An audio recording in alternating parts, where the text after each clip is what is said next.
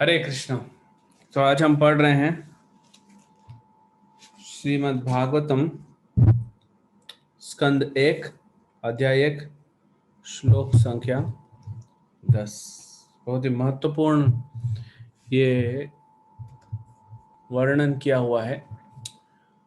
प्रायणाल्पायुषः सभ्य कलावस्मिन् युगे जनः मंदसुमंद मतयो मंदभाग्य हि उपादृतः। हे विद्वान, कली के इस लौह युग में लोगों की आयु न्यून है। मतलब प्रायण अल्प आयुषा, प्रायण अल्प आयुषा, बहुत कम आयु है। वे झगड़ालू होंगे, आलसी, पथभ्रष्ट, अपने पथ से, मतलब पता नहीं कहाँ जाना है, कहाँ किस पथ पे जा रहे हैं। हम देख ही रहे हैं लोग कितने कंफ्यूज्ड हैं, पथभ्रष्ट कंफ्यूज्ड लोगों। अभागे, मंद भाग्य, इनका भाग्य भी मंद होगा कलयुग के लोगों को। और इन सब के बाद भी उपद्रतः, सदैव विचलित रहेंगे, परेशान रहेंगे। तात्पर्य ध्यान से सुनिएगा, बहुत इंपॉर्टेंट ये तात्पर्य है। भगवत भक्त सामान्य जनों की आध्यात्मिक उन्नति के लिए सदैव चिंतित रहते हैं। ये सब जो ऋषिगण थे, शौनक आदि ऋषि, आपने अभी पढ़ा होगा पिछले कुछ दिनों में, 1000 साल के लिए बैठे यज्ञ कर रहे थे कलयुग के प्रारंभ में हमारे लिए। क्योंकि हम कलयुग में आने वाले हैं, जो भी जीवात्मा है उनका कैसे भला हो। तो भगवान के जो भक्त होते हैं हमेशा दूसरे के भले के लिए वो सोचते हैं।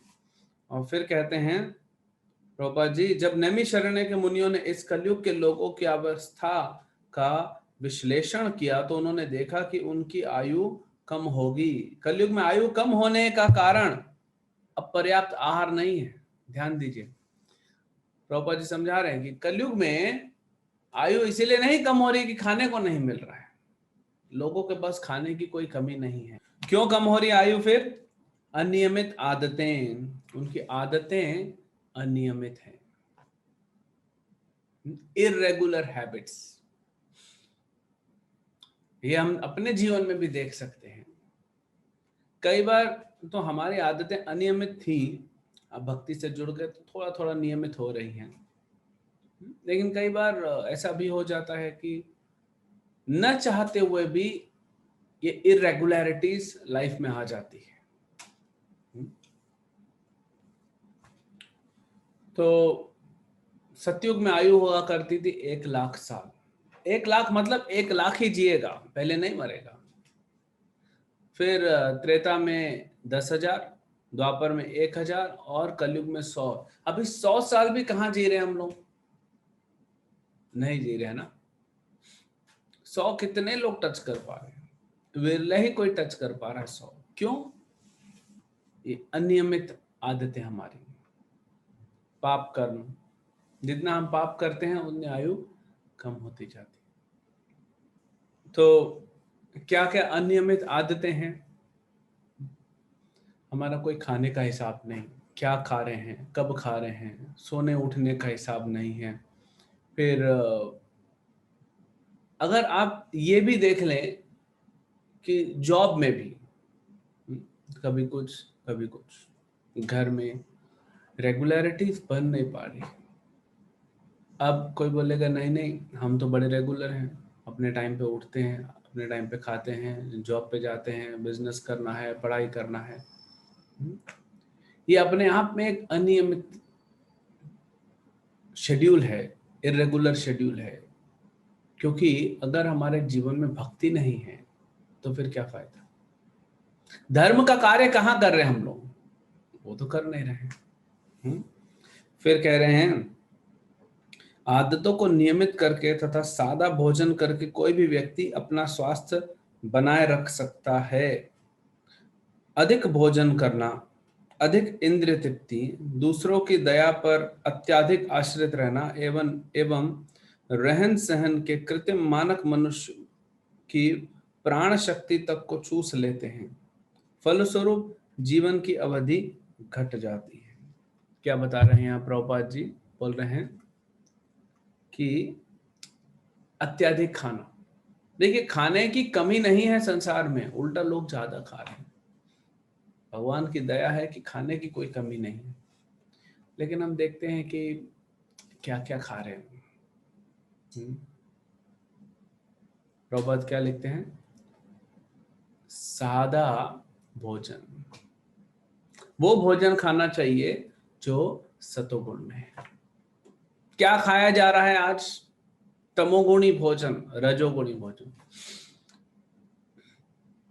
नॉन वेजिटेरियन लोग होते हैं तो पूरा तमोगुणी खा रहे हैं। हम उसको क्या डिस्क्राइब करेंगे, वो सब आपको पता है कि लोग ये नहीं पूछना कि क्या खा रहे हैं, क्या क्या नहीं खा रहे हैं, सब खा रहे हैं। कुछ नहीं ऐसा जीव जंतु छोड़ा होगा, हर वैरायटी को खा रहे हैं। ये भी है। अच्छा, जो वेजिटेरियन है, जो बोलता है मैं हम नॉन वेज नहीं खाते, तामसिक आहार नहीं खाते, उनका भी खाना गलत है, वो भी रजोगुण में है। हमने आपको गीता में बताया था, आध्यात्मिक ज्यादा फ्राइड मसाले वाला, ये सब चीजें जो होती हैं, ये राजसिक चीजों को बढ़ाती हैं। जैसा खाएगा अन्न वैसा बनेगा मन, जैसा अन्न होगा वैसा मन होगा आपका। तो सतोगुणी खाएंगे तो सतोगुण में रहेंगे। अधिक इंद्रिय तृप्ति, देखिए इंद्रियां हैं तो उसको तृप्त करने के लिए कुछ ना कुछ तो हमें करना पड़ेगा, लेकिन अत्याधिक इंद्रिय तृप्ति में लगने से भी हमारा जीवन जो है वो कम होता है। हमारे जीवन में दिन फिक्स नहीं होते।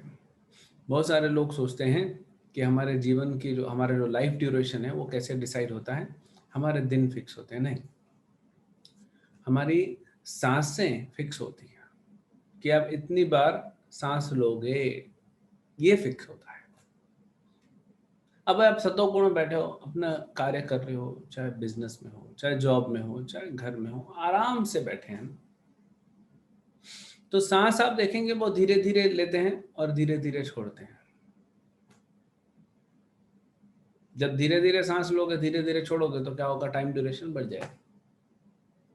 अगर सबको मान लीजिए हमको बोला गया कि आपको 5 बार सांस लेना है, बस इतना ही जीवन है आपका, अब आप आराम से लोग, योगी लोग हैं, हमने तो खुद एक योगा टीचर को देखा है, वो एक सांस लेने में आधा घंटा लगाता है और छोड़ने में आधा घंटा।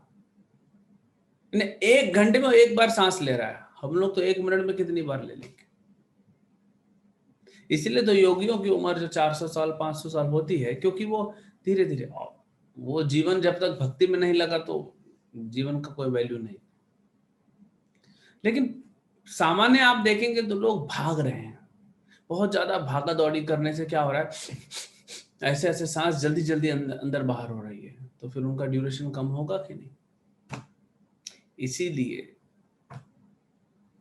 कोई सोचेगा ड्यूरेशन कम हो रहा है मतलब ये क्या चीज होगी, ड्यूरेशन ऐसे कम होता है। वैज्ञानिक बोलते हैं हमने लाइफ स्पैन बढ़ा दिया। आपने क्या लाइफ स्पैन बढ़ाया? बोलते हैं इंडिया की पहले लाइफ स्पैन हुआ करता था 50-55 साल, अभी हमने 75 साल, मेडिकल साइंस ने देखो चमत्कार किया। नहीं, 100 साल था। कौन बोल दिया आपको 50-55 था? अभी भी आप अगर गांव में चले जाएं, पुराने लोग, दादा दादी, दादा के भी पिता, पर दादा पर दादियां पर नाने जो हैं वो जी रहे हैं, कोई प्रॉब्लम नहीं हो रहा है। अगर 20-30-40 साल पीछे चले जाएं तो लोग अच्छा जीते थे। ये तो सिर्फ हमको बुक्स में पढ़ाया गया कि इंडिया में लाइफ ड्यूरेशन कम था, लाइफ एक्सपेक्टेंसी कम थी, फिर मेडिकल ने बढ़ाया। नहीं, मेडिकल 100 साल तो शास्त्रों में लिखा हुआ है, अभी 100 साल देखो। तो इसीलिए जो है अत्याधिक इंद्रिय तृप्ति के कार्यों में लगने से, जब आप अननेसेसरली मेहनत करते हो जो नहीं करनी चाहिए, तब क्या होता है? तब आपकी जो ब्रीदिंग है वो फास्ट हो जाती है। जो आपको 100 साल चलानी थी, आपने फास्ट कर दी, 80 साल 70 साल 60 साल खत्म। और किया किसने? हमने किया। तो ये है।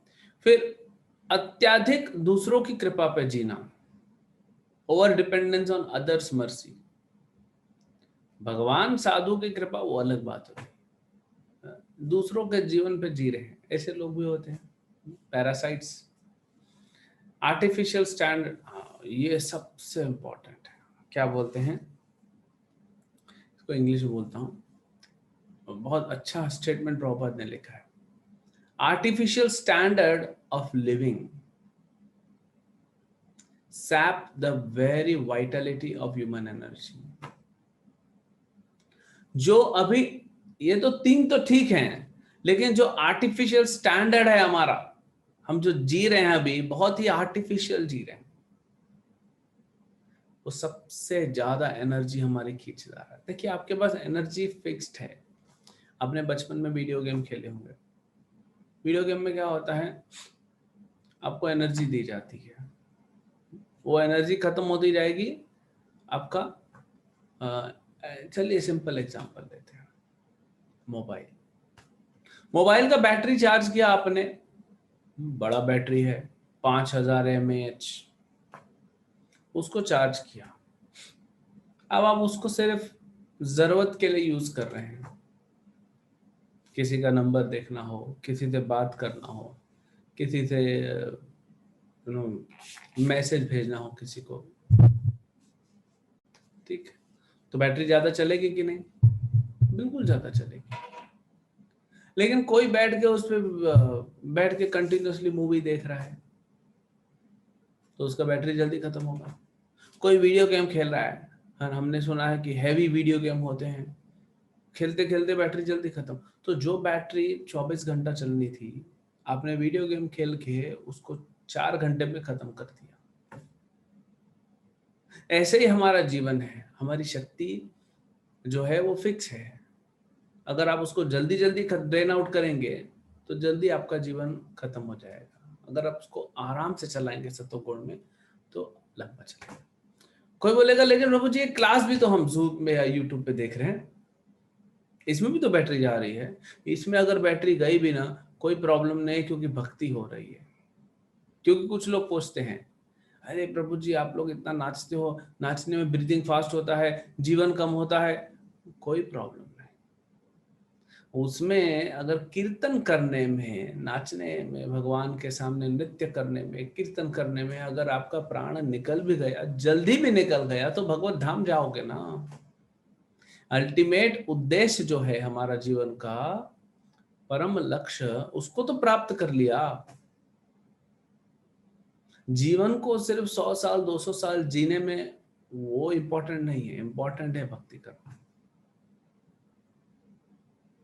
तो हम क्या कर रहे हैं, अपने एनर्जी को वेस्ट कर रहे हैं, तो उसको हमको बचाना है। आर्टिफिशियल लिविंग स्टैंडर्ड की जो बात की जा रही है। फिर अब ये इतना इंपॉर्टेंट है कि एक एक क्वालिटी पे हम बात कर सकते हैं, लेकिन आगे चलते हैं। इस युग में लोग न केवल भौतिक दृष्टि से अपितु आत्म साक्षात्कार के मामले में अत्यंत आलसी होंगे।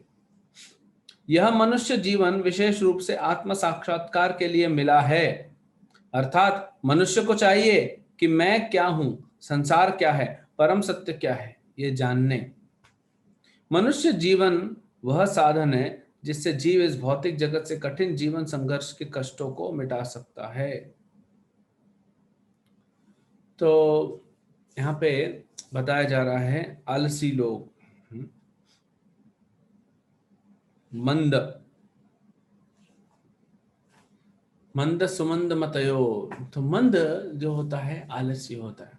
अब कोई बोलेगा नहीं, कहाँ आलसी हैं, देखिए टेक्नोलॉजी में कितना एडवांसमेंट हो गया है, लोग मंगल तक पहुंच गए हैं, चंद्र तक पहुंच गए हैं, इस संसार के हर कोने में पहुंच गए हैं, पृथ्वी के गहराइयों में भी चले गए, आकाश में चले गए, सब तो इतना टेक्नोलॉजी किया, सब लोग पढ़ रहे हैं, कहाँ आलसी हैं? अगर देखा जाए स्पिरिचुअल, प्रभुपाद जी क्या बोल रहे हैं, स्पिरिचुअल नहीं, मटेरियली भी आलसी हैं। आप किसी को बोलिए, चलिए बारिश हो रहा है ना, बारिश का सीजन नहीं है, अच्छा मौसम है, धूप भी ज्यादा नहीं, आप किसी को बोलिए जाओ घर से थोड़ा आधा किलोमीटर दूर सब्जी वाला है, सब्जी लेके आओ, हाँ, पैदल जाएगा? नहीं, ऑटो कर लेगा, गाड़ी लेके जाएगा। है कि नहीं आलस? अरे आधा किलोमीटर तुम्हारा वॉक हो जाता, तुम्हारी हेल्थ अच्छी हो जाती। तो ये एक उदाहरण दे रहे हैं। पढ़ने में किसी को मन लग रहा है, बच्चों को पढ़ने में मन नहीं लग रहा है, जो बड़े हैं उनको जॉब करने में मन नहीं लग रहा है, वो तो सिर्फ पैसा है इसीलिए चलो कर रहे हैं। तो ये आलस है। अगर मनुष्य को बोल दिया जाए कि तुम घर में बैठे रहो, तुमको हम पैसा देंगे, तो खुश हो जाते हैं। बेगर्स, भीख मांगने वाले, हाँ, आलसी नहीं है। जाओ हट्टे कट्टे हो, जाओ कुछ मेहनत करो, कमा के खाओ, हाँ, नहीं अच्छा बिजनेस है। बॉम्बे जैसे बड़े शहरों में, हाँ, अभी लॉकडाउन में तो उनका बड़ा रिसेशन हुआ है, क्योंकि गाड़ियां ही नहीं चल रही, तो जो सिग्नल पे भीख मांगते हैं उनका तो है ही नहीं, कुछ बिजनेस ही नहीं रहा। नहीं तो बॉम्बे जैसे शहर में 20-25 हजार महीना कमा लेते हैं लोग, एवरेज। नो टैक्स, कोई टैक्स नहीं देना, कोई रहने का टेंशन नहीं, फुटपाथ पे सो जाओ। खाने का टेंशन नहीं, क्यों कुछ लोग खाना भी दे देते हैं। कपड़ों का टेंशन नहीं, कुछ लोग कपड़े भी दे देते हैं। हमारे मंदिर के पास यहाँ पे सिग्नल है, जेबीपीटी सिग्नल, बड़ा सिग्नल है। वहां पे एक व्यक्ति भीख मांगता है। हमारे कुछ भक्त गए थे, उनको एक रूम किराए पे लेना था। वहीं बाजू में एक बिल्डिंग है, 7 मंजिला बिल्डिंग। जब किराए पे लेने गए तो वही पता पड़ा कि वो जो भीख मांग रहा है वो उसका मालिक है, उससे डील करना पड़ रहा है। ये भी बोल रहे थे कि इससे डील करना पड़ेगा, घर के लिए, इसका घर रहेगा, तो उसके बाद अपना घर है वो किराए पे चढ़ा दिया। हाँ, ये आलसी लोग हैं, कुछ करना नहीं चाहते कलयुग में लोग। तो एनीवेज छोड़िए, मटेरियल है। स्पिरिचुअली, आध्यात्मिक रूप से कितने आलसी हैं। क्या बोला है चैतन्य महाप्रभु ने?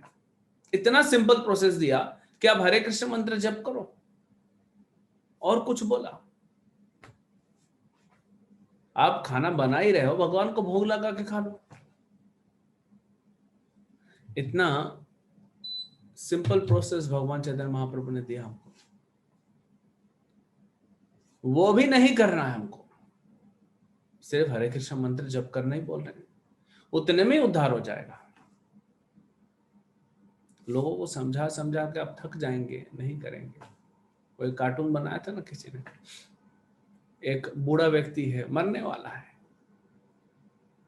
हाँ, उसको भक्त बोलता है चैंट चैंट चैंट, और बोलता है कांट कांट कांट। तुम मृत्यु के शैया पे लेटे हो, अब भी तुम्हारी मृत्यु हो जाएगी, फिर भी तुम जप नहीं करना चाहते। तो इतने आलसी हैं लोग। पता तो करो कौन हो तुम, इस संसार में क्यों हो, क्या कर रहे हो, कहां जाने वाले हो, कौन इस संसार को चलाने वाला है, ये तो पता करो। बस ऐसे ही पशु जैसे चल रहे हैं। कम से कम पशु आलसी तो नहीं होता भौतिक लेवल पे, हम तो भौतिक आध्यात्मिक दोनों लेवल पे आलसी। फिर कहते हैं मनुष्य जीवन वह साधन है जिससे जीव इस भौतिक जगत के कठिन जीवन संघर्ष कष्टों को मिटा सकता है और अपने सनातन घर भगवत धाम को लौट सकता है। किंतु भ्रष्ट शिक्षा पद्धति के कारण लोगों में आत्म साक्षात्कार की इच्छा ही नहीं उठती। यदि वे इस विषय में जानते भी हैं तो दुर्भाग्यवश वे पथभ्रष्ट शिक्षकों के शिकार बन जाते हैं। मंद सुमत मंद सुमंद मतयो, सुमंद मतयो। प्रभुपाद बहुत जगह पे लिखते हैं, ये जो मॉडर्न एजुकेशन है, this is a slaughter house, ये कसाई घर है। कसाई कैसे जानवरों को काटता है। हम जब अपने बच्चों को स्कूल भेजते हैं, कॉलेज भेजते हैं, तो वहां पे भी जो कसाई हैं वो उनको काटते हैं।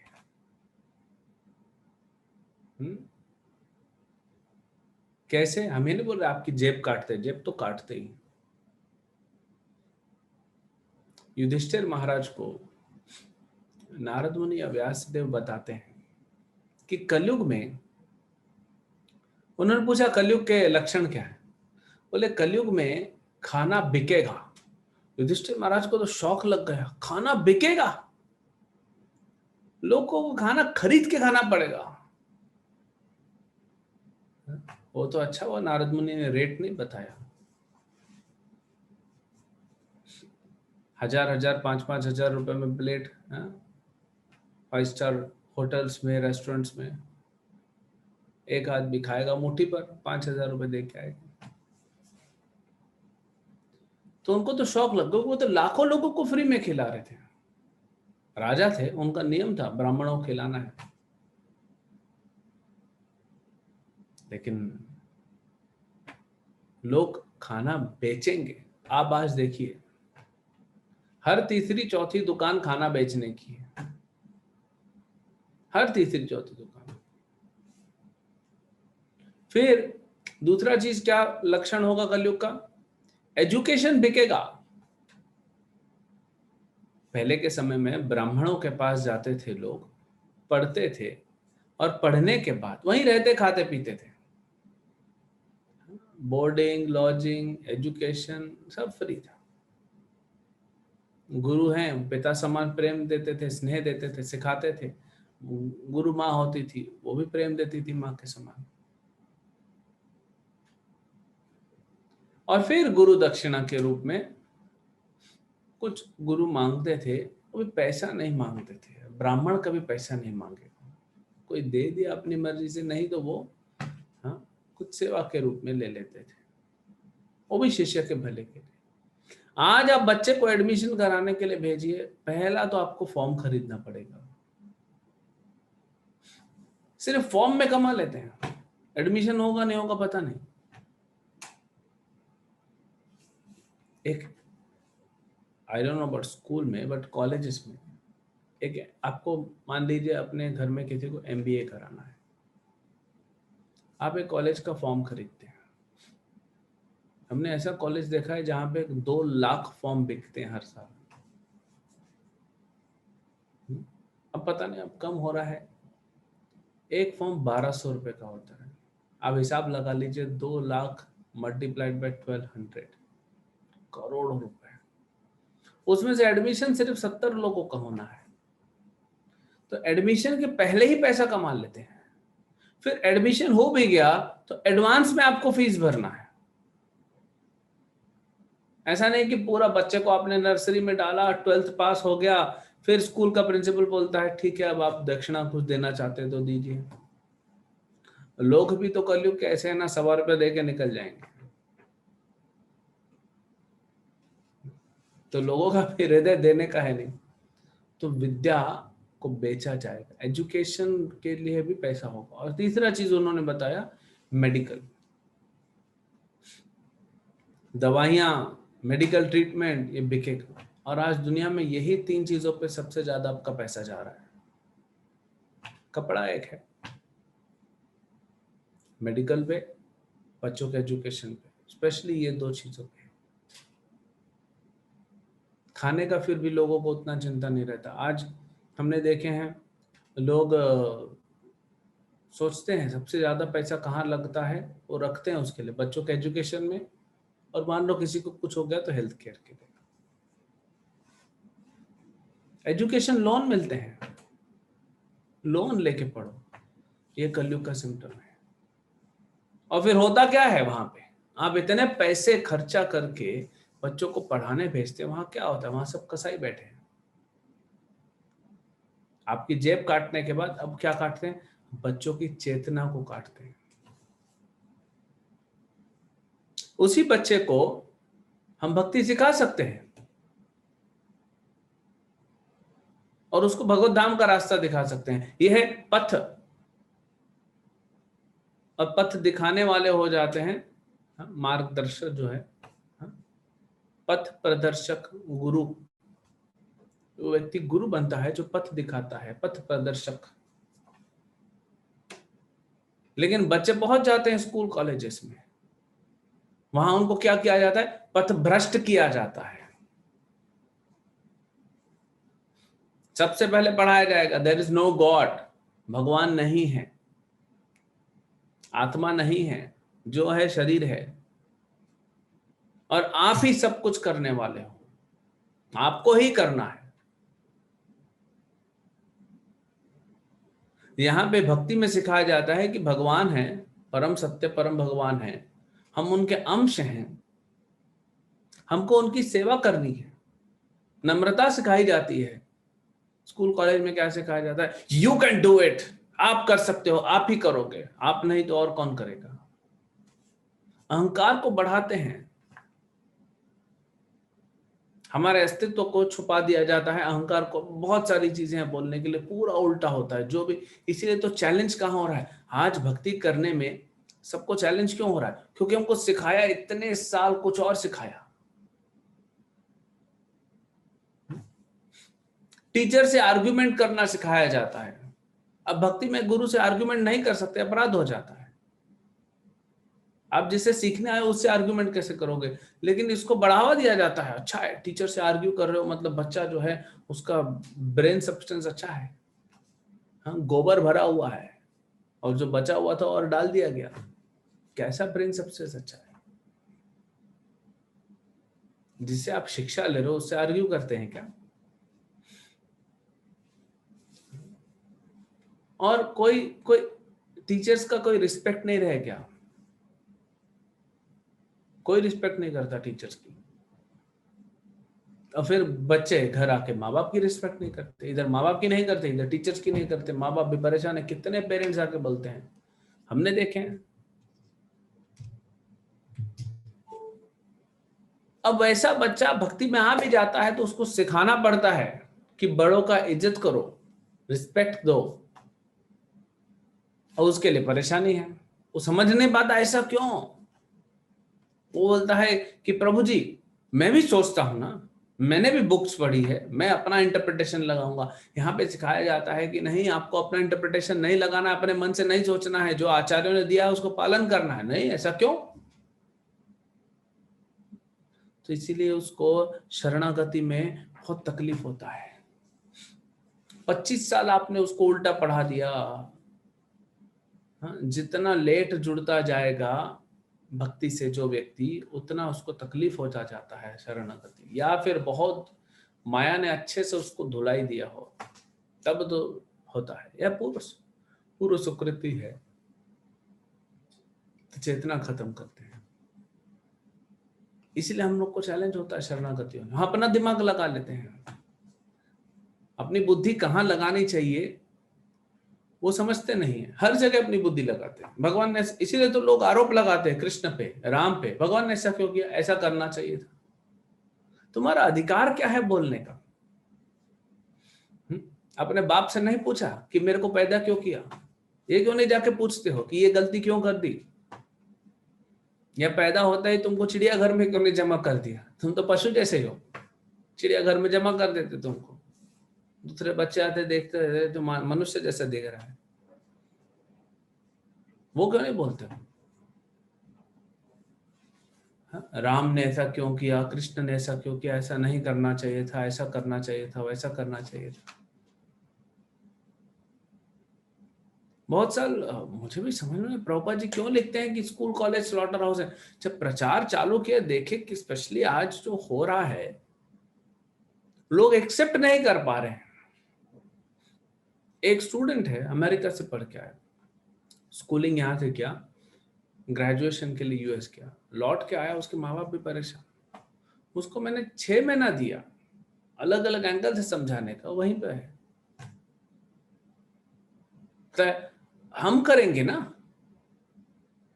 भगवान के पास क्यों जाना? और भगवान ठीक है, होंगे भगवान कहीं पे, हम खुद करेंगे। मैं बोला हम कर क्या रहे हैं? अरे आज नहीं कर पा रहे तो 10,000 साल बाद करेंगे, 1 लाख साल बाद करेंगे, लेकिन हम करेंगे। तो तुम जिंदा रहेगा। उसको बहुत समझाने का। तो आज यही हो रहा है जनरेशन के साथ, पथभ्रष्ट हो चुके हैं, उनको समझाना बड़ा मुश्किल है।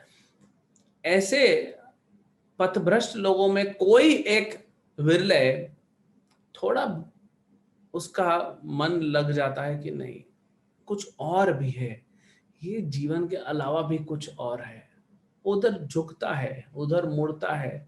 तो वहां पे सब लोग अपना दुकान लगा के बैठे हैं। अहम ब्रह्मास्मि वाला है, और मायावादी, शून्यवादी, निर्विशेषवादी, तुम भगवान हो, मैं भगवान हूं, सभी भगवान हैं, भगवान नहीं है, भगवान मर चुके हैं। ये सब अलग अलग फिलोसॉफी लगा लगा के वो बेचारा जो मुश्किल से गटर की ओर बहता जा रहा था, उसमें से एक जीवात्मा निकल के आता है। इन लोग उसको और गहराई में ढकेल देते हैं।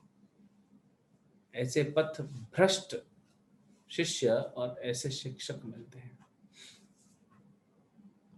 आज आप गिन लीजिए कितनी संस्थाएं हैं, कितने लोग हैं जो प्रचार कर रहे हैं, और 99.99% लोगों का प्रचार गलत है, शास्त्रों पे आधारित नहीं है। और ऐसा प्रस्तुतिकरण होता है, ऐसा वो प्रेजेंटेशन देते हैं कि आप कन्विंस हो जाते हो कि वो सही है। ऐसे लोगों को भक्ति देना जो प्रामाणिक है, बड़ा चैलेंज हो जाता है। तो जहां लाखों करोड़ों लोग जा रहे हैं नर्क की ओर, उसमें से कुछ लोग आते हैं, उसमें से भी सब फंस जाते हैं, मेजॉरिटी, और फिर कुछ बचते हैं, वो प्रामाणिक गुरु के पास पहुंच पाते हैं। तो अपने भाग्य को आप समझिए, कितना उदित, यहाँ सुमंत भाग्य है, आपका भाग्य उदित है। इसलिए आप श्रील प्रभुपाद जैसे आचार्य की शरण में आए हैं। अपने जीवन को हाथ से मत जाने दीजिए, ये भक्ति को सिंसियरली उठाइए। पता नहीं कितने जन्म हम कहां कहां भटके हैं, अब जाके मौका मिला है।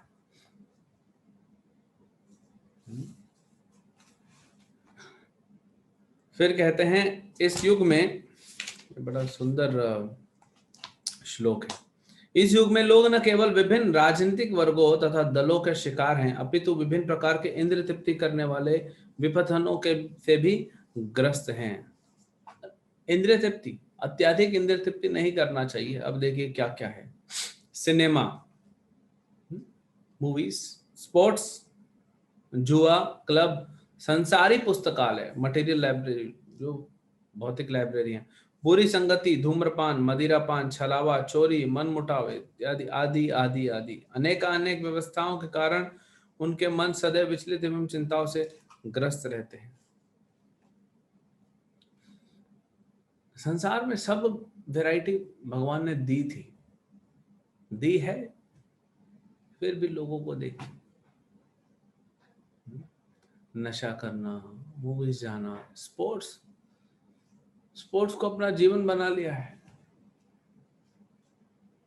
आपको पता है कुछ समय पहले, 100 साल पहले मान लीजिए, गांव गांव में एक टोली घूमा करती थी। कुछ लोग होते थे जो घूमते थे अलग अलग गांव में, और वहां जाके कुछ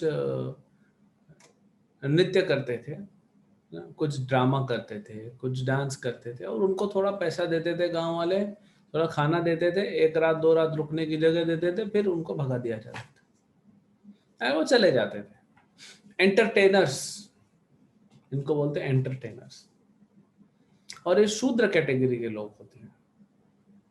और आज एंटरटेनर्स लोग जो हैं, एंटरटेनर्स हैं, जो आपके हीरो हीरोइंस है मूवीज के, उनको तो देवता बना के रखा है लोगों, बड़ी बड़ी फोटो लगा देते हैं उनके मोबाइल में, उनके फोटो, उनके गाने, उनके मूवीज, उनके वीडियो, घर में उनके बड़े बड़े पोस्टर। यहाँ तक कि मूर्खता इतनी बढ़ गई है कि ऐसे एक्टर्स के मंदिर भी बनाए गए हैं। ऐसे एक्टर्स के मंदिर बनाए गए हैं। बताइए अब क्या करें, कहां तक संसार जा रहा है। स्पोर्ट्स जो स्पोर्ट्स के खिलाड़ी हैं, वो एक फुटबॉलर है ना, मेरे ख्याल से मृत्यु हो गया उसका, मैराडोना जो आया था अर्जेंटीना का, तो वो कुछ सालों पहले मुझे बता रहा था कैलकाटा आया था। अब बंगाल में लोग फुटबॉल के ज्यादा दीवाने हैं, बाकी जगह उतना नहीं। तो उसके पैर का चिन्ह बना लिए, जैसे साधु का चरण चिन्ह बनाते हैं ऐसा बना लिया और उसका मंदिर बना रहे हैं। वो मर गया, पता नहीं कौन से नरक में गया होगा, उसका मंदिर बना रहे हैं। तो उस मंदिर में जाने वाले लोगों का कहाँ क्या होगा सोचिए। स्पोर्ट्स के लिए देखिए कितने दीवाने लगे पड़े। तो ये सोचिए, बॉम्बे में एक हॉस्पिटल है, पूरे इंडिया में एक ही हॉस्पिटल है वो, स्पोर्ट्स इंजरीज के लिए। कि आप खेलते कूदते आपको चोट लगी, स्पेशल चोटें लगती है ना, साधारण मनुष्य को चोट अलग लगती है, जो खेल कूद वाले पता नहीं कहाँ कहाँ क्या क्या तोड़वा के ले जाते हैं, उनके लिए अलग हॉस्पिटल है। एक ही हॉस्पिटल है पूरे इंडिया में। एक हमारा डिवोटी का बेटा है उसको मैंने बोला तुम क्या जॉब कर रहे हो, बोले मैं स्पोर्ट्स इवेंट मैनेजर हूँ, उसके लिए ट्राई कर रहा हूँ। बोला क्या ट्राई कर, स्पोर्ट्स इवेंट मैनेजर क्या, बोला तुम अच्छा सा कुछ जॉब देखो। नहीं प्रभु जी, बहुत पैसा है, हाँ महीने का 1,00,000 सवा 1,00,000 रुपये मिल जाता है। तो इतने करोड़ों अरबों रुपए की इंडस्ट्री हो गई है आज, चाहे मूवीज का ले लीजिए, चाहे स्पोर्ट्स का ले लीजिए, चाहे आप ड्रग्स का लीजिए, शराब का लीजिए, सिगरेट का लीजिए, टोबैको इंडस्ट्री, ये सब $1 बिलियन इंडस्ट्री, सब अरबों रुपए की इंडस्ट्री है, छोटी नहीं है ये इंडस्ट्री। सिगरेट के पैकेट पे लिखा होता है, पहले तो लिखा रहता था कि धूम्रपान करना जो है वो सेहत के लिए अच्छा नहीं, अब तो सीधा बोलते हैं स्मोकिंग किल्स, पैकेट पे लिखा हुआ है। लिखने वाला कौन है, गवर्नमेंट, खरीदने वाला कौन है, पब्लिक। तो न खरीदने वाला ध्यान दे रहा है न लिखने वाला। अरे अगर गवर्नमेंट को इतनी चिंता है तो बंद कर दो ना फैक्ट्रीज, बैन कर दो पूरे इंडिया में। पूरे दुनिया की गवर्नमेंट बात करती है ड्रग्स नहीं लेना चाहिए, तो बैन क्यों नहीं कर देते ड्रग्स। पूरे दुनिया की गवर्नमेंट चाहे साथ में आके ये ड्रग्स को खत्म नहीं कर सकती, वो करना ही नहीं चाहते ना, पैसा मिलता है, बहुत पैसा है इसमें। उल्टा इनडायरेक्टली इन चीजों को बढ़ाया जा रहा है। हमने देखा पिछले साल लॉकडाउन में सबसे पहले कौन सी दुकान खुली, शराब की। हर जगह न्यूज फैल गई पूरे दुनिया में। इंडिया में जब शराब की दुकानें खुली तो 555 करोड़ का शराब एक दिन में बिका। दुनिया परेशान हो गई, बोले इंडिया में कभी रिसेशन आ ही नहीं सकता, जहां पे एक दिन में लोग 550 करोड़ का शराब पी जाएं, उस देश में क्या रिसेशन हो। अभी देखिए लॉकडाउन खुला है, गवर्नमेंट, काफी सारी स्टेट गवर्नमेंट होम डिलीवरी कर रही है, किस चीज की, शराब की। शराब की होम डिलीवरी हो रही है कि आप मत निकलिए क्योंकि सोशल डिस्टेंसिंग नहीं हो पा रहा है, इसलिए हम आपके घर तक पहुंचाएंगे। खाने का क्या है, वही व्यक्ति जाके कहीं पे कोविड रिलीफ खाना मिल रहा है वहां जाके एक प्लेट लेके खा लेगा, लेकिन शराब मंगाएगा पैसा देगा। क्यों गवर्नमेंट सपोर्ट कर रही है, क्यों, पैसा है, सबका अपना स्वार्थ है। शास्त्रों के आधार पे तो शासन करेगा ना, वो अलग है। तो ये सारा जो इंद्र तृप्ति का, आप देखिए सबसे ज्यादा पैसा है, चाहे आप मूवी इंडस्ट्री में जाइए, चाहे ड्रग्स में, शराब में, सिगरेट, टोबैको, ये सब छोटा इंडस्ट्रीज नहीं है। लाखों लोगों को एम्प्लॉयमेंट मिल रहा है, करोड़ों अरबों रुपए कमाए जा रहे हैं और करोड़ों लोग बर्बाद हो रहे हैं इसमें, जीवन बर्बादी की ओर जा रहा है। कोई नहीं रोक रहा है इसको। अगर आज एक क्रिकेट का मैच होगा ना, हमको बहुत बार अपने प्रोग्राम चेंज करने पड़ते, टाइमिंग्स। कॉलेज में भी हम प्रोग्राम करते थे तो स्टूडेंट्स नहीं आते थे, तो फिर जो हमारे वॉलंटियर होते, प्रभु जी आज मैच है ना, क्रिकेट मैच। कोई आता नहीं भक्ति करने, तो फिर हमको भी देखना पड़ता कि क्या करे भाई। अब मैच का शेड्यूल देख के उस हिसाब से लेक्चर करने पड़ते हैं, टाइमिंग चेंज करो, ये चीज क्या करो। क्योंकि कितने लोग हैं कलयुग में जिनकी प्रायोरिटी होगा भक्ति करना, विरले ही कोई होगा जिस भक्ति जिसकी प्रायोरिटी हो।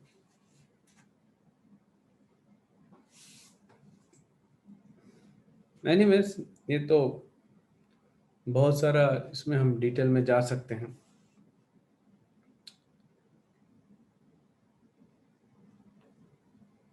अब मंदभाग्य होगा उपद्रता, हमेशा एंजाइटी में रहेगा, हमेशा चिंता में रहेगा, चिंताग्रस्त रहेगा।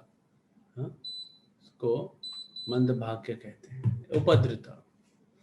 अब सुनिए, इस युग में अनेक धूर्त लोग अपने अपने धार्मिक पंथ, हाँ, खड़े कर देते हैं असुर। ये लोग असुर हैं, लेकिन अपना अपना धर्म गुरु बन के बैठे हैं। तो देख ही रहे ना, सुना है ना आपने कुछ सालों में क्या क्या हो रहा है, किसके यहाँ रेड पड़ रही है, किसको अरेस्ट किया जा रहा है, अरेस्ट करके जेल में डाल दिया जा रहा है, तो भी उनके चेले चपाटी वो क्या बोलते हैं, उनके जो शिष्य गण है वो बोलते हैं हमारे गुरु समाधि में हैं, वहां पे उनको कोई डिस्टर्ब ना करे इसलिए गए हैं। अच्छा, जाना तो नहीं चाहते थे, अब बचने के लिए इतना प्रयास कर रहे थे। समाधि में जाने वाला व्यक्ति खुद जाता है, ये नहीं कि बचने का प्रयास किया फिर पहुंच गया तो अब समाधि में है। ऐसे लोग हैं, असुरी लोग हैं, ये अपना धर्म गुरु बनाए हैं। जैसे रावण सीता को प्राप्त करने के लिए क्या रूप धारण किया था, साधु का। सीता मतलब भगवान की शक्ति, ऐश्वर्य, पैसा, लक्ष्मी है ना। आज भी बहुत सारे असुर लोग, मेजॉरिटी असुर लोग धर्म गुरु बनेंगे पैसा कमाने के लिए। ये कोई नया चीज नहीं है, ये तो तब से चला आ रहा है। पृथु महाराज यज्ञ कर रहे थे, अश्वमेध यज्ञ 99 हो चुके थे। 100 यज्ञ के बाद वो व्यक्ति इंद्र बन जाता है। अगर कोई 100 यज्ञ करेगा अश्वमेध यज्ञ तो इंद्र बन जाएगा। तो 99 के बाद इंद्र को टेंशन हो गया था, तो इंद्र साधु का वेश लेके आया, घोड़ा लेके चला गया, जिसका यज्ञ में काम आना है वो घोड़े को लेके चला। फिर पृथु महाराज का पुत्र घोड़े को वापस लेके आया, फिर दूसरा साधु का रूप लिया, अलग अलग वहां पे उन्होंने साधु के रूप लिए इंद्र ने। और वहीं बताया गया कि कलयुग में ऐसे लोग होंगे जो अलग अलग रूप लेंगे साधु के।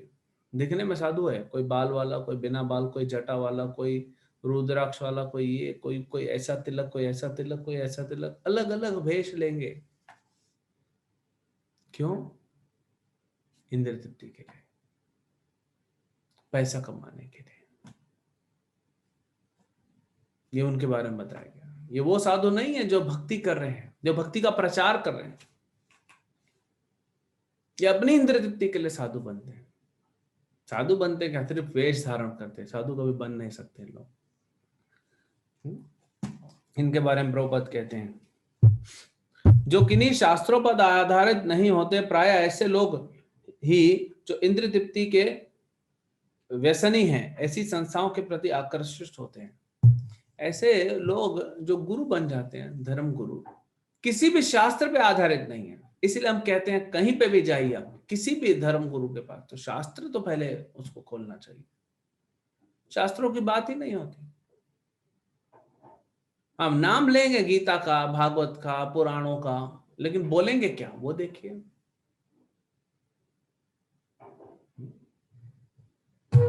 और ऐसे लोगों के पास जाते कौन है? जो खुद इंद्रिय तृप्ति करना चाहते हैं। श्रील भक्तिविनोद ठाकुर कहते थे, this world is full of cheaters and cheated. ये दुनिया धोखे देने वालों का है और धोखा खाने वालों का है। जो धोखा देते हैं, जो धोखा खाते हैं। तो ऐसे लोग बैठे हैं जो धोखा देने वाले हैं, और लाखों करोड़ों लोग संसार में हैं जो धोखा खाना चाहते हैं। तो जाते हैं ऐसे लोगों के पास। अब समझ में आया आपको कि भीड़ क्यों नहीं रहती इस्कॉन में? प्रभुपाद से एक बार पूछा किसी ने, आप बोल रहे हैं आपका प्रोसेस बेस्ट है, लेकिन आपका टेम्पल तो पूरा भरा नहीं, और भी जगह है, लोग आते क्यों नहीं? प्रभुपाद ने कहा, सब्जी तरकारी खरीदने के लिए बहुत लोग जाते हैं, भीड़ लगाते हैं। हीरे की दुकान पे कम ही लोग आते हैं, क्योंकि हीरे की कीमत ज्यादा हो सकती है, हर कोई चुका नहीं पाएगा। तो जो प्रामाणिक इस भक्ति पथ से जुड़ा है, इस्कॉन का कोई भी लेक्चर लीजिए, कहीं से भी प्रमाण हम देते हैं, शास्त्रों पे आधारित होता है, परंपरा के बारे में बताते हैं, हर चीज प्रामाणिक होती है, हमारा खुद का कुछ नहीं होता। ये फर्क रहता है। फल स्वरूप धर्म के नाम पर अनेक पाप कर्म किए जाते हैं, जिसके कारण लोगों को न तो मानसिक शांति मिल पाती है, न स्वास्थ्य लाभ हो पाता है। अब छात्र वर्ग का पालन नहीं किया जाता और गृहस्थ लोग गृहस्थ आश्रम के विधि विधानों का पालन नहीं करते। फलस्वरूप तथा कथित वानप्रस्थ तथा सन्यासी जो ऐसे गृहस्थ आश्रम चाहते हैं, अपने कठोर पथ से आसानी से विचलित हो जाते हैं।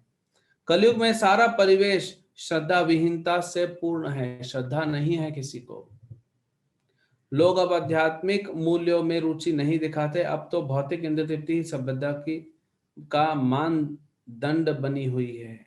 ऐसी भौतिक सभ्यता को बनाए रखने के लिए मनुष्य ने जटिल किस्मों के राष्ट्र तथा समुदाय का निर्माण किया। विभिन्न गुटों में निरंतर प्रत्यक्ष तथा शीत युद्ध की आशंका बनी रहती है। कोल्ड वॉर,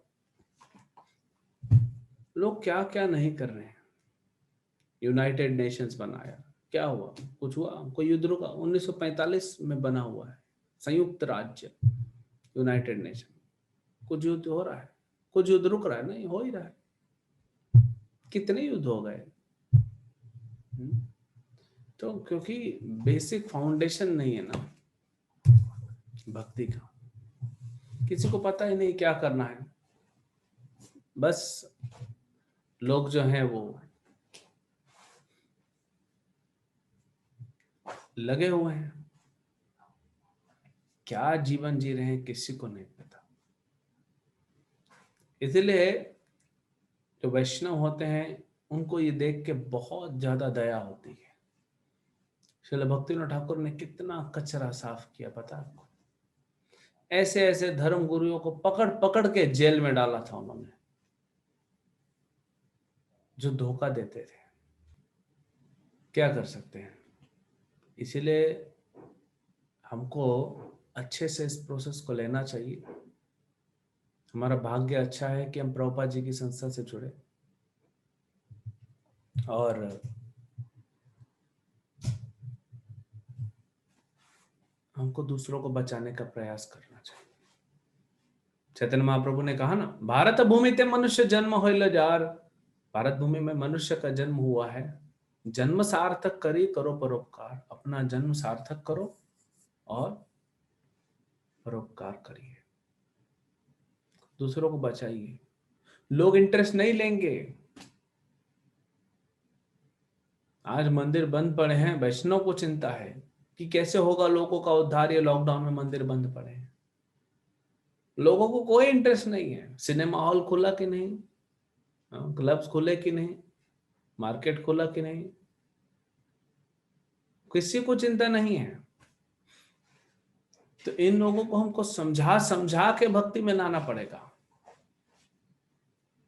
और जब दया दिखानी होती है ना, तब ये नहीं सोचा जाता है कि वो नहीं मान रहा है। किसी न किसी प्रकार से लोगों को भक्ति देनी है, यही वैष्णव की दया होती है।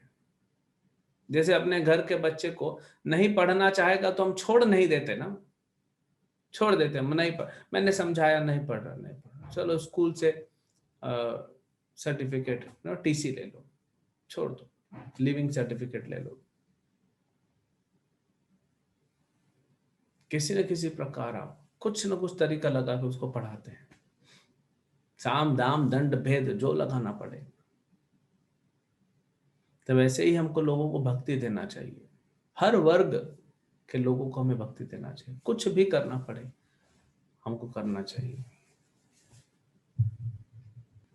ठीक है, ये तो इतना महत्वपूर्ण श्लोक है, बहुत डिटेल में हम चर्चा कर सकते हैं, लेकिन आपको पता है क्या क्या हो रहा है संसार में, आप जानते हैं, इसलिए हमने थोड़ा उसको ब्रीफ में डिस्कस किया। लेकिन स्पेशली जो सटल लेवल पे चल रहा है ना, उसको बताना बहुत जरूरी है। जैसे एजुकेशन को हमने बताया, हम सब सोच रहे हैं हमारे बच्चे अच्छा पढ़ रहे हैं, अच्छा करियर बनाएंगे, कुछ नहीं कर पाएंगे। आज की जनरेशन, आज जो 16, 17, 18, 19, चाहे लड़का हो चाहे लड़की हो, आप देखिए उनका बुद्धि का स्तर देखिए, कौन से लेवल का आईक्यू बढ़ रहा है। किसी ने उस दिन एक बड़ा एनालिसिस करके अच्छे से भेजा मेरे को, बोला 1965 में, 1975, 1985, हर 10 साल में एग्जाम, अभी आजकल बच्चे रिजल्ट लाते हैं 99%, 99.8%, 99.9%, किधर से आता है? हमारे जमाने में आता नहीं था। तो अभी किसी ने एनालिसिस करके दिया है कि उस समय पढ़ाई का लेवल हाई था, इसीलिए 70%, 70-75 ला लिए बहुत हो गया, 75% ला लिए, मतलब डिस्टिंक्शन मिलता था, बड़ी चीज हो जाती थी 75%। और आज तो 95 को भी कोई नहीं पूछता है, 95, 98, छी, 99.9 से तो चालू होता है, क्योंकि लेवल कम हो गया है। और आईक्यू अगर है, आप एक 17 साल के 18 साल के स्टूडेंट को दुनियादारी में देख लीजिए कहाँ आता है उसको। तो सिर्फ ये भौतिक पढ़ाई, उसका उसका चेतना क्या है वो देखिए। अगर आप टॉपर हैं अपने स्कूल के, अपने कॉलेज के, अपने यूनिवर्सिटी के से, आपने आईआईटी से टॉप किया है, आप बताइए ना आप कौन है? आप बताइए संसार कैसे चल रहा है? आप तो आईआईटी से टॉप किए हैं ना, बताइए संसार कैसे चल रहा है? इंजीनियर हैं आप, इसका, इस दुनिया का इंजीनियरिंग को नहीं पता आपको? नहीं पढ़ाया गया? आपके अंदर इंजीनियरिंग कैसे चल रहा है उसको बताइए। नहीं बता पाएंगे तो फिर क्या फायदा आपके एजुकेशन का? It is no value. तो ये सब इसलिए इसको कसाई खाना बोला गया। जो कम से कम थोड़ा बहुत भक्ति कर सकता था वो भी निकल गया उसके हाथ से। इसलिए परेशान हो जाते हैं वो माता पिता जो भक्त हैं, लेकिन बच्चे भक्त नहीं बन पाते। तो क्यों आप भेजते हो ऐसे स्कूलों में पढ़ने के लिए? अमेरिका में तो अच्छा है होम स्कूलिंग, इंडिया में भी आ रहा है, होम स्कूलिंग आ गया है, सर्टिफाइड है। बहुत सारे भक्त हैं जो होम स्कूलिंग करा रहे हैं अपने बच्चों को। एक भक्त है, उन्होंने अपने दोनों बेटों को होम स्कूलिंग कराया, घर में ही पढ़ाया, पूरा पूरा स्कूल। उनका एक बेटा तो 22 साल की उम्र में पीएचडी प्राप्त कर लिया। तो घर में है ना, एग्जाम अगर आपने 5th का दे दिया तो आप 5वीं पास हो गए। अब आप उम्र आपकी 2 साल हो 5 साल हो, उससे कोई फर्क नहीं पड़ता। और भक्ति सिखाया, आज उनके दोनों बेटे बहुत अच्छा करियर बना के रखे हैं। 2 अलग अलग दुनिया की फेमस यूनिवर्सिटीज में वो टीचर हैं, सब्जेक्ट पढ़ाते हैं और भगवत गीता पढ़ाते हैं। तो जो भाग्य में, हमको क्या है ना, हमको हमारे माँ बाप को ही चिंता हो जाती है, नहीं नहीं बच्चे का क्या होगा, अच्छा नहीं आएगा तो करियर कैसे बनेगा। माँ बाप भी बच्चे को पूछते हैं पढ़ाई किया कि पढ़ाई किया कि नहीं किया। हम किसी को भक्ति सिखाते हैं, ये नहीं कि माँ बाप को उत्साह देना चाहिए बच्चों को कि बेटा पढ़ाई करने से पहले 2 महला जप करो। वो करना भी चाहेगा ना, नहीं ये अभी नहीं, अभी तुम पढ़ाई करो, बाद में देख लेना। तो ये तो संसार का हालत ही ऐसा हो गया है। वो बेचारे अगर पथभ्रष्ट हो गए थे, वो आना भी चाहते हैं तो भी उनको रोक दिया जाता है। अब करेंगे क्या? कोई भक्ति करना भी चाहता है तो उसको रोका जा रहा है, तो करेगा क्या? इसीलिए हमको समझना पड़ेगा। और आपको क्या लगता है कि आपके घर के बच्चे पढ़ लिख के पैसा कमा लेंगे? जितना उसके भाग्य में लिखा है वो अपने आप आ जाएगा। आप तो इतना पढ़ाई लिखाई नहीं किए ना, तो आप तो कमा रहे हैं, घर चला रहे हैं। नहीं, हमारा बच्चा और आगे जाएगा। भेज के देख लीजिए क्या होता है, आप लोग को पता है ज्यादा। क्या फायदा ऐसी पढ़ाई का जहां पे बच्चे माँ बाप को पूछ तक तो नहीं, इज्जत देना तो छोड़िए, पूछेगा भी नहीं।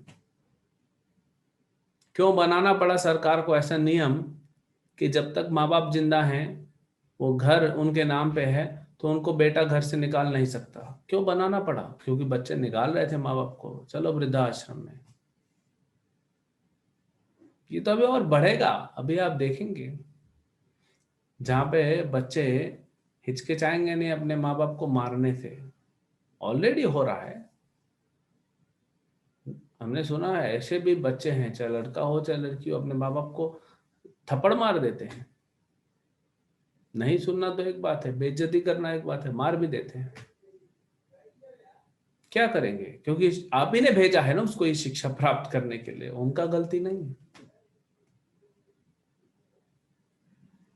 तो शिक्षा पद्धति बहुत खराब है। होम स्कूलिंग आ गया इंडिया में, बहुत सारे हमारे भक्त हैं जो अपने बच्चों को होम स्कूलिंग करा रहे हैं। हरे कृष्णा।